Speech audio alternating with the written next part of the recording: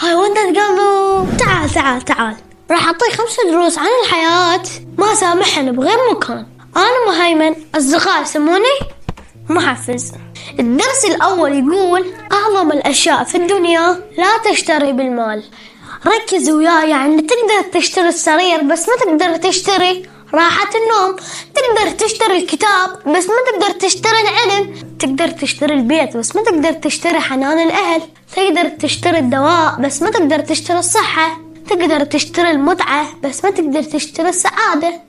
الدرس الثاني يقول كل شخص كان محترفا كان مبتدئا في ذات يوم، فلا تقارن بداياتك بحصاد الآخرين.